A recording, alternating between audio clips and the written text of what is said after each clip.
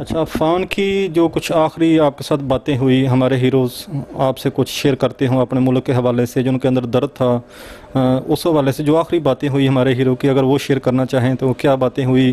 یہ تو آپ نے بتایا کہ وہ آخری دفعہ 1 مہینہ پہلے تقریباً گھر آیا، اس کے بعد گھر نہیں آیا، تو فون پر آپ روٹین سے باتیں کرتی ہوں گی، تو کچھ ہمارے ہیرو کی باتیں شیئر کریے جو آپ کے ساتھ وہ کرتے تھے۔ جی، فون پہ اصل میں ملک سے ریلیٹڈ عام جو ہماری سوسائٹی میں چیزیں ہیں ان کو لے کے وہ کافی پریشان رہتے تھے، وہ ہم سے بھی شیئر کرتے تھے، جیسے جو عمومی طور پہ اچھے پاکستانی ہونے کا ثبوت دیتے ہوئے، اچھے مسلمان ہونے کا ثبوت دیتے ہوئے اپنے وطن سے محبت کرنی چاہیے، وہ عام طور پہ اگر نظر نہیں آتی اس کے لیے وہ پریشان رہتے تھے کہ جیسے آپ روڈ سے گزرتے ہوئے اشارہ یا سگنل نہیں توڑنا چاہیے، جب وہ یہ دیکھتے تھے کہ لوگ اس کی پرواہ نہیں کرتے تو ان کو بہت برا لگتا تھا اور غصہ آتا تھا۔ یہ میں نے آپ کو ایک چھوٹی سی بیسک مثال دی ہے۔ اسی طرح سے اور بہت ساری چیزیں ہیں، جب لوگ اپنے ملک کو برا کہتے ہیں، جب ملک کو چھوڑ کے باہر جاتے ہیں، اپنی پاک فوج کو برا کہتے ہیں، یہ وطن ہے تو ہم سب ہیں، ہم سب یہاں پہ اس وطن کی وجہ سے آج سانس لے رہے ہیں آزادی کا اور عزت سے بیٹھے ہوئے ہیں۔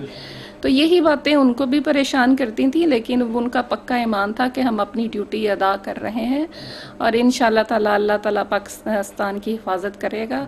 اور اگر سب ہماری پوری قوم اسلام کے بتائے ہوئے اصولوں پہ اور قائد اعظم کے فرمان کے مطابق اس وطن سے اپنی محبت کا اظہار کرے، اس کا خیال رکھے، تو انشاءاللہ تعالیٰ کسی قسم کی کوئی تکلیف یا کوئی آنچ پاکستان پہ نہیں آ اور سکتی۔ آپ دیکھیے کہ کس طرح کیمیکل انجینئرنگ سے اللہ نے اس کا آخری سیمسٹر میں رخ موڑ دیا اور اس کو پاک فوج کا حصہ بنایا، اور جہاں بہت ہی جلد اس کو اتنے بڑے اعزاز سے نوازا کہ وہ شہادت کا رتبہ اس کو دیا، اور شہید زندہ ہیں، ہم میں ہی کہیں موجود ہیں، لیکن ہمیں ان کی زندگی کا ادراک نہیں ہے، ان کو رزق بھی مل رہا ہے، اور اللہ پاک نے یہ بھی گواہی دی ہے کہ جہاں وہ ہیں، جہاں میں نے ان کو رکھا ہوا ہے، وہ خوش ہیں۔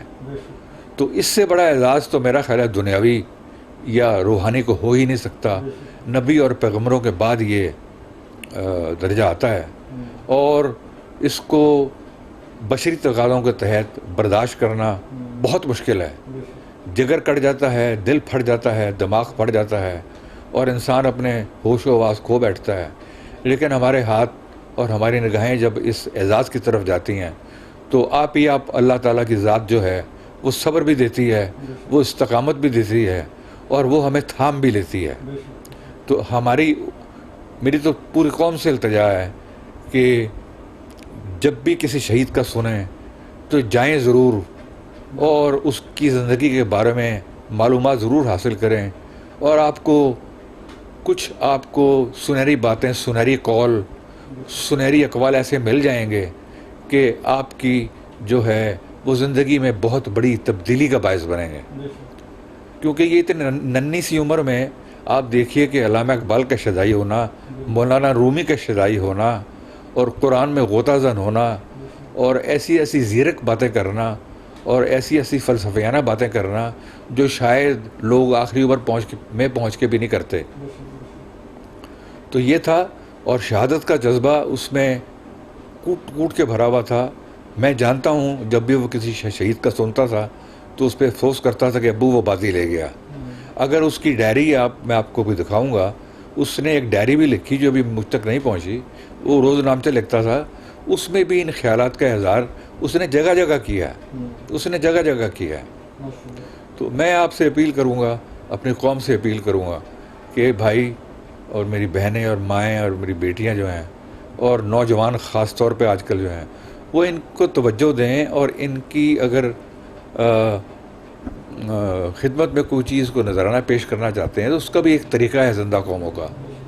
وہ بے لگام ہو جانا نہیں ہے، وہ اپنے لمٹس میں رہتے ہوئے اور نہایت عقیدت اور احترام سے ان کو جو بھی پیش کرنا چاہتے ہیں، دعا دینا چاہتے ہیں، ان کے گھر آنا چاہتے ہیں، ان کے بہن بھائیوں سے ملنا چاہتے ہیں، ان کے آخری آرام گاہوں پہ جانا چاہتے ہیں تو ضرور جائیں، لیکن خدایا عزت کے ساتھ، احترام کے ساتھ۔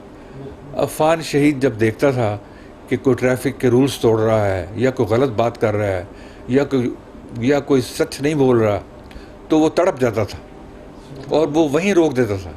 ملک کے خلاف وہ ایک لفظ نہیں سنتا تھا. کسی کا ایک زبان سے اگر کوئی لفظ نکلتا تھا تو وہیں وہ چٹان کی طرح آگے کھڑا ہو جاتا تھا اور کہتا تھا ایسا نہیں ہے، یہ آپ غلط کہہ رہے ہیں، اس بات چیت کو یہیں ختم کریں، ورنہ میں جواب دینا جانتا ہوں لیکن میں اس پہ خاموش رہنا ہی بہتر کروں گا. آپ کے لیے آپ کی راہ، میرے لیے میری راہ. آپ اپنا فرض ادا کریں، میں اپنا فرض ادا کروں گا. فیصلہ کرنے والی ذات باری تعالیٰ ہے. جی ماشاءاللہ، بہت ہی خوبصورت باتیں شہید کے والد محترم نے کی. یقیناً عظیم لوگ ہیں تو ان کی باتیں بھی بہت عظیم ہیں، ہمارے لیے قابل احترام ہیں. تو انہوں نے درمیان میں ایک بہت خوبصورت جملہ کہا تھا ناظرین کہ لذت آشنائی. اقبال کے شدائی تھے کیپٹن عفان ہمارے جو ہیرو ہیں. تو ناظرین، یہ جان سے گزرنے والے دیوانے نہیں ہیں. یہ لذت آشنائی اللہ ان کو ہی عطا کرتا ہے جن کو اللہ 70 دفعہ رحمت کی نظر سے دیکھتا ہے اور ان پر یہ لذت آشنائی کرتا ہے طاری اور ان کو دیتا ہے، اور پھر وہ جان سے گزرنے والے دیوانے ہوتے ہیں. ناظرین، آپ کو پتہ ہے تنخواہ کے لیے یہ کوئی کام نہیں کرتا. تنخواہ ہی لینی تھی تو اور بہت سارے محکمے ہیں پاک فوج میں، تنخواہ کے لیے کوئی نہیں جاتا. تنخواہ کے لیے کوئی دشمن کا سامنا نہیں کرتا اور کوئی اپنی جان سے نہیں گزرتا. تو زندہ قومیں ہمیشہ اپنے ہیروز کو یاد رکھتی ہیں، ان کی حوصلہ افزائی کرتی ہیں، ان کے والدین کی پشت پناہی کرتے ہیں، ان کے پاس جاتے ہیں. یہ جنتی لوگ ہیں، ان کی زیارت کرنا میں تو فرض سمجھتا ہوں، اور ان کے ساتھ ٹائم گزارنا یہ میں اپنی سب سے بڑی سعادت سمجھتا ہوں. اور اسی بہانے سے آپ لوگوں کو بھی ان جنتی لوگوں کی زیارت کراتا ہوں تاکہ آپ بھی دیکھ سکیں کہ کیسے کیسے والدین نے اپنے ہیروز بیٹے، نوجوان خوبصورت بیٹے، سب سے لاڈلے بیٹے اس وطن پر قربان کیے ہیں. تو ان لوگوں کی باتیں سنا کریں، ان کی حوصلہ افزائی کیا کریں، ان لوگوں کے پاس جایا کریں اور اپنے ہیرو کو یاد رکھا کریں. یہ ہماری زندہ قوموں کی نشانی ہے اور انشاءاللہ یہ ہم کرتے رہیں گے. اچھا سر، ایک سوال تھا کیپٹن صاحب کے حوالے سے کہ انہوں نے کتنا عرصہ سروس کی جب وہ شہادت کے مقام پر سرفراز ہوئے؟ اس سے پہلے کتنی وہ سروس کر چکے تھے؟ دیکھیے، جہاں تک ان کی سروس کا تعلق ہے تو 15 اپریل 1915 کو انہوں نے کمیشن حاصل کیا. وہ پاکستان ملٹری اکیڈمی میں داخل ہوئے اور 15 اپریل 2017 کو وہ وہاں سے فارغ ہوئے ایز اے سیکنڈ لیفٹیننٹ. تو 2017 اپریل سے آپ کاؤنٹ کر لیجئے کہ 14 جولائی 2021 تک کتنا بنتا ہے؟ 6 سال یا آپ دیکھ لیں جو بنتے ہیں. مجھے تو کاؤنٹ کرنے میں ٹائم لگے گا. تو یہ میں نے آپ کو بتا دی کہ یہ ان کی کل سروس تھی. ابھی بالکل نوجوان تھے اور ابھی اپنی جو سروس ہے اس کے بھی مراحل بڑی طے کر رہے تھے، بڑی ایمانداری سے پڑھ رہے تھے، بڑی ایمانداری سے اپنی سروس جو ہے وہ کر رہے تھے. اور ان میں ایک اور بات تھی، بڑی معذرت کہ میں نے آپ کو معذرت کے ساتھ، کہ ان میں وہ کسی مصلحت کا شکار نہیں ہوتے تھے.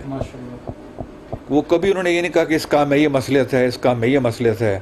بس وہ سینہ تان کے نا کود پڑنے والی بات تھی. اور پھر وہ کسی کو خاطر میں نہیں لاتے تھے، نہ والدین کو، نہ بیوی بچوں کو، نہ دوستوں کو. اور ایک اور حیران کن بات آپ کو بتاؤں کہ ان تینوں بھائی جو ہیں ان کا جو دوستوں کا حلقہ ہے وہ بہت ہی محدود ہے. بہت ہی چند گنے چنے ملنے والے تو ان کو ہوں گے، لیکن دوستوں کا حلقہ جو ہے نا وہ بہت ہی محدود ہے. اور یہ میرا خیال ہے بہت بڑی کامیابی کا راز ہے کہ جتنے کم لوگ آپ کی زندگی میں آئیں گے اتنے ہی آپ پرسکون رہیں گے. اور ملنے والے تو آپ کے ہزاروں ہوں گے، لیکن دوست آپ اسی کو کہہ سکتے ہیں جس کو آپ اپنے گھر کے دروازے کے اندر بے خوف و خطر لے جا سکیں.